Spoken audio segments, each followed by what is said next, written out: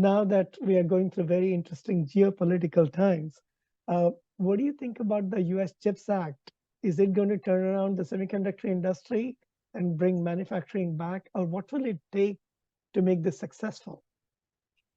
Well, the CHIPS Act, I think, will have its biggest impact on rejuvenating university research, which has been starved by the biological sciences for the last 20 years. And this gives a stimulus for funding to get students interested, get professors interested. That's likely to be the biggest benefit, even though it's a small part of the dollars. The national, NSTC is just 10 or 11 billion of the total 50 billion or so. Bringing back manufacturing is a different issue, and that's a difficult one. Whether it has an impact or not, I don't know. The problem being that the manufacturing industries don't change quickly.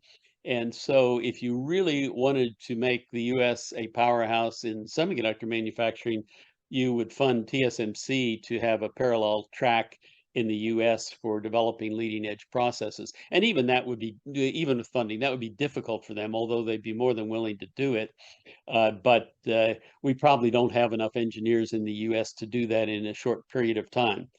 For US companies to get back in the manufacturing business when they become heavily dependent on sourcing in foreign countries that have uh, relatively low cost of engineering, a relatively plentiful supply compared to the US, much fewer environmental regulations, other costs, and so on. That's a big challenge. I think it'll have some impact.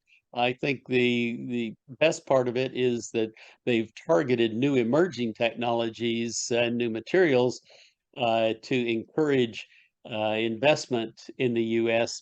But to get traditional businesses to move back to the U.S., I think the thing that is most likely to make that happen is if Taiwan comes under threat from China.